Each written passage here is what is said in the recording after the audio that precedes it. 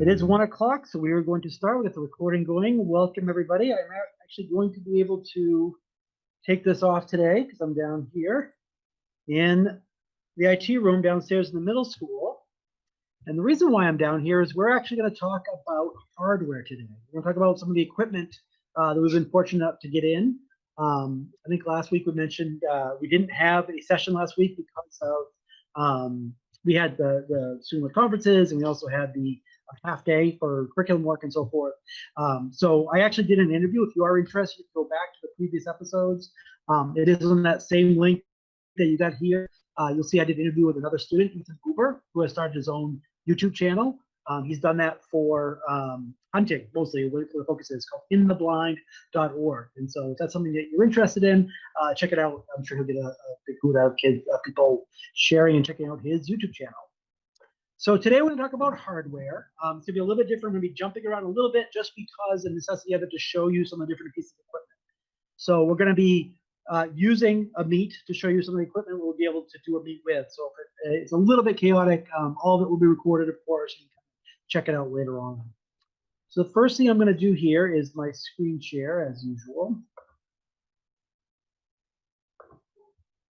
Screen. And you can see myself. And I purposely put on spotlight mode on myself so you guys basically see me talking to you.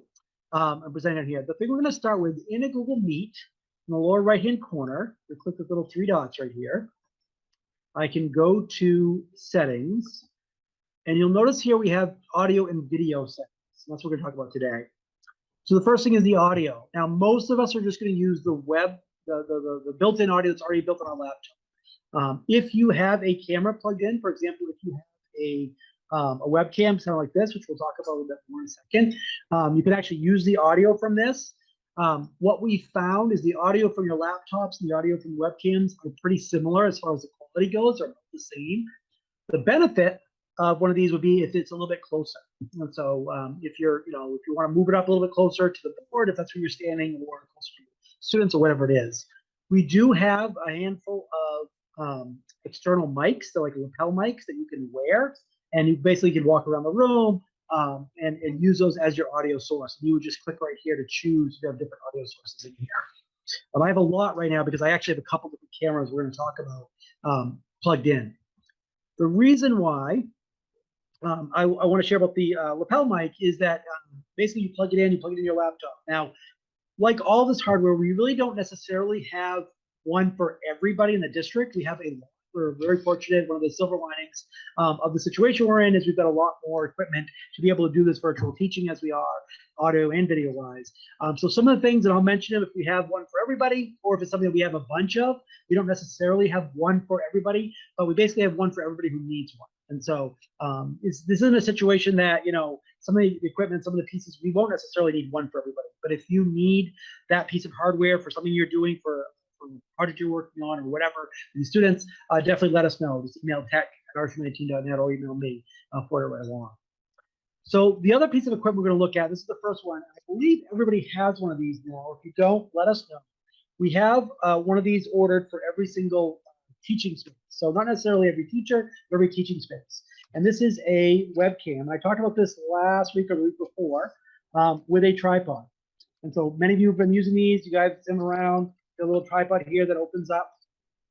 Okay, you can stand up here. I can go on your desk. I can go wherever it wants. This actually little camera itself is on the side. Some people are looking at it at the ends here. That's just the microphone on the ends here. But this guy right here, little slider, if you want, little video privacy slider here. It's just a USB, so it plugs right in. Put it in here. And so that can be in your room, plug in your laptop. You can face your board. You can turn it to face your wall. The idea here is a little bit more portable. So I'm going to show you the process. If I do plug this in, how am I going to use this? How am I going to switch it to this? So in Meet, down here on the little three dots, on the right, I can go to settings. This was audio. Right here underneath there, where it says video, I can now change for my integrated webcam. That's your laptop webcam I'm using right now. And I can switch it to livestreamer. Livestreamer cam is the name, and here we go, we'll switch it here. So this is from a different angle. Okay, so this is that camera plugged in. And again, the benefit of this is I can turn it around, I can show stuff. Once it's set up, you get the tripod. This is something that we have pretty much one of these for every teacher. So if you're an educator and you need to be able to set this up in your room, and you need to be able to move around, whatever, let us know. We've hit all of the middle school and high school so far. Everybody should have one. The elementary schools will be getting ones as well. The only difference is we're actually going to incorporate this when we have the new equipment in the elementary schools. There are some new projectors that are going to be installed. There's going to be new computers that are going to go with that as well. The time frame that right now is looking at February. Hopefully it's before then, but hopefully no later than February. But this is the kind of equipment that if you need one, let us know.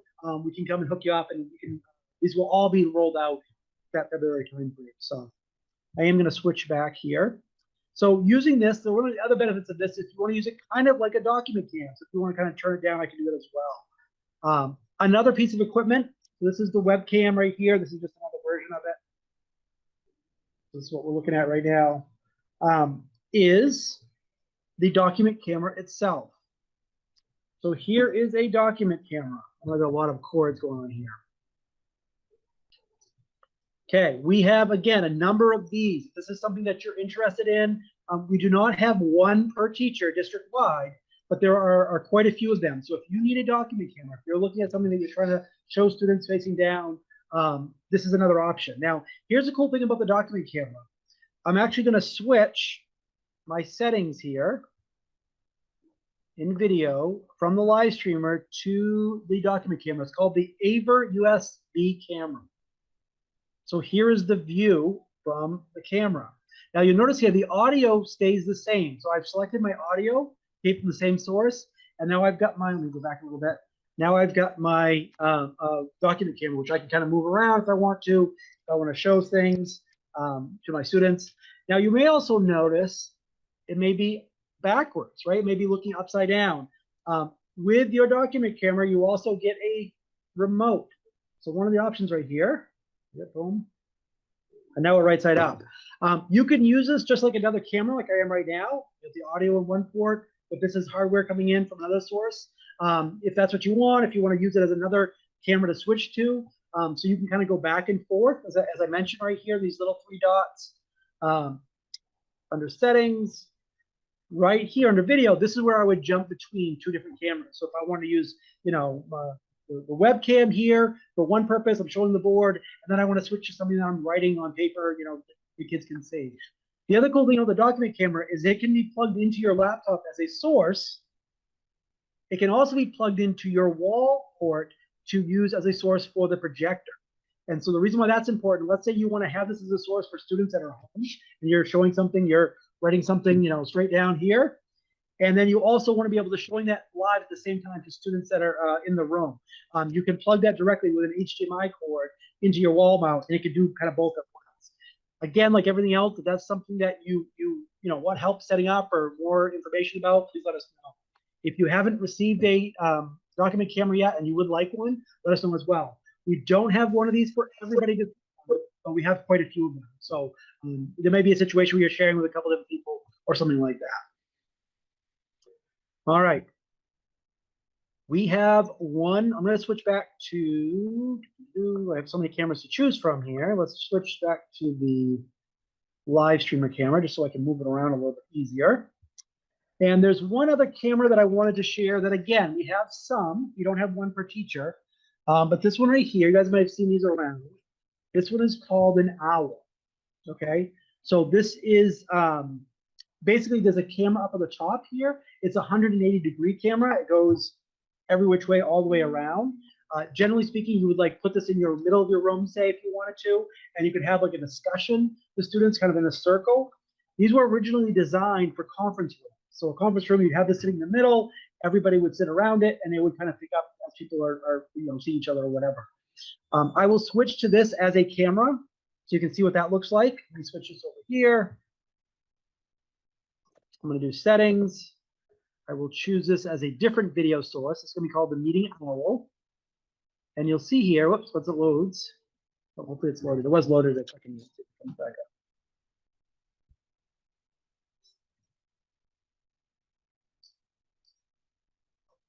And it looks like it's loading. Okay. So there we are. We're actually using the owl right now as our video source. Now, one thing you'll notice is we have a couple things going on here. We have a 180-degree camera view up at the top, and we have a regular camera view at the bottom. You might be wondering, why does that big red, microphone thing? I'm not using the owl as the audio source right now. I'm still using this. So I could go in here, go into settings, go under my audio and change that to the owl if I want to. I don't want to right now, just to keep it consistent. The other thing that's a little bit unique with the owls is you do need a mobile app for it to work. Okay, I shouldn't say to work, but to control it. Okay, so it's a free app. You download it, you install it. It works on any phone. If I go to camera controls now, I can actually turn off that 180-degree view if I didn't want it. As I mentioned, this works specifically for conference tables. So the benefit of this in the sense of like a classroom, if you were doing, I know high school, for example, in the social studies department, they may be doing a Socratic circle, right? So this would be the perfect type of thing. You can have students remotely, you can have students live, they can see each other. I can turn that back on and off if I want to. That remote piece right there helps. I can also, if I want to, with the mobile app, take control. Let's see where I am here. On the wrong way. Come back to me. Right here we go. I can take control and zoom in on a certain area. So if I wanted to zoom in on a section of the board or something like that, I could do that. I can control it with the mobile app. The only drawback of this is you do have to reset this every time. When you start a new session, you start up again, it kind of goes back to 0. So that's, too bad. But it's not the end of the world. It doesn't take very long to do that. Move that back here. Whoa, there we go. So that is the owl. Let me jump back to my regular camera so we can kind of talk about some of these other equipment. All right. We have quite a few of the owls available. All these different pieces of technology, all these pieces of equipment, you want to think of them kind of as a tool bag that you have a number of different types of tools in. You have hammers, you have screwdrivers, you have pliers, and each one is useful for a certain purpose, right? So a hammer doesn't make a very good screwdriver, and a screwdriver doesn't make a very good hammer. In a pinch, you could probably use it if you had to, but you really don't want to. Your laptop is kind of like that Swiss Army knife. You're using it for basically everything. But sometimes a better, specific, unique tool, piece of hardware is for a specific purpose. So as I mentioned, everyone pretty much has or will have one of these. If you need one, let me know. The document cameras, we have quite a few of them, not necessarily one-to-one for everybody, but a lot of them. So if it's a need that you have, let us know so we can see if we can get those worked out if many people need those. The owls are the same thing, where we have a lot of them. We don't necessarily have one for every teacher.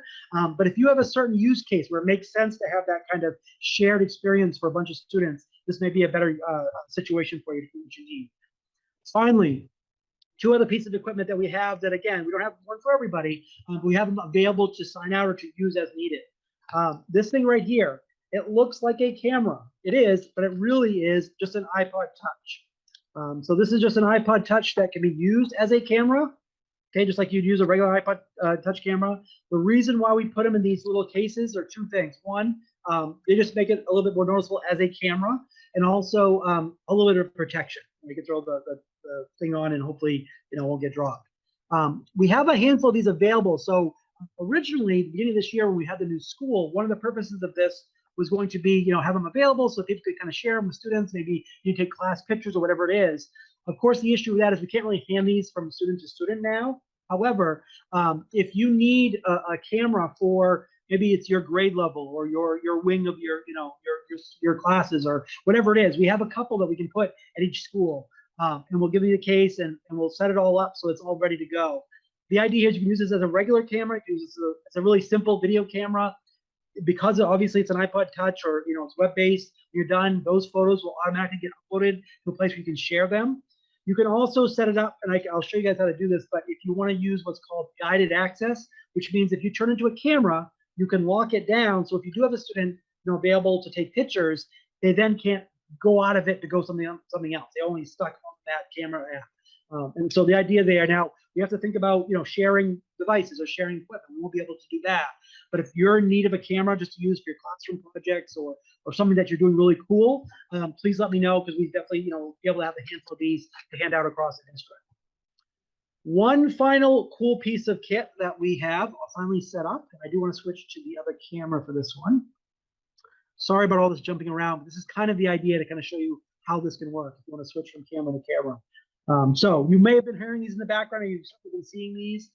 We also have a handful of these carts set up and ready to go. So these are 3D printer carts. I don't know if you can see a whole view here.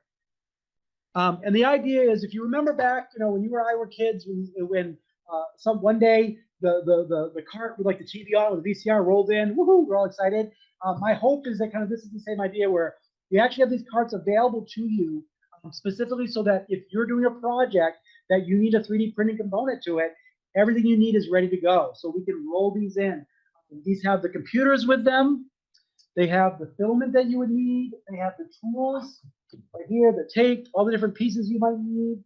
Everything you need to go to do a project, including me. If you want me to come into your class and work with your students as far as setting something up virtually and kind of see how that would integrate, please let me know. One good example of a project that we started this year is in 6th grade. They're learning about atoms, and so we use Tinkercad for them to design their own atom. And we're currently actually 3D printing out. I don't know if you guys can see that. It's probably too white, but let me go back here. I don't know. Anyway, but we're 3D printing out all the individual projects that the kids worked on. The idea will make a new, 3D printed version of a periodic table with all their own models they created. And so the last piece here, the reason why it's all white is they'll actually get to color these in to use. So if that's something that you're interested in, let us know. We currently have 4 carts up and ready to roll. Obviously, at the middle school and high school, it's a little bit easier because we can roll them around. If this is something at the elementary school you're interested in doing kind of a showcase of 3D printing, just email me, let me know, and I'll see what we can figure out, what we can coordinate to make that happen. The more exposure students get to this kind of stuff, the more that they know this technology is available to them to use, as necessary, as needed, the better it is for everybody. So that's what we're trying to do, is really get this stuff out there. Obviously, it's a little different currently because we can't, let students just kind of use everything that we have here as far as touching everything. But we certainly can do a situation where students can create digitally, and then maybe they send the files and we have, students here print it out or something like that. Like I said, we can figure that out going forward. So I'm going to switch back here one last time to my regular camera. Okay. And I do want to just check for questions. If anybody has any questions about any of the hardware, I know there was a lot, but I do want just to realize that we have a lot of cool stuff that we've been, dispersing as much as possible. But if you have questions or if you have something that you're interested in, let me know. We'll certainly be able to get around. We've got as much as we can around so far. But hopefully we'll be able to get that. And going forward, we'll have this stuff to use. So all kinds of different cool projects and different stuff we can use this for.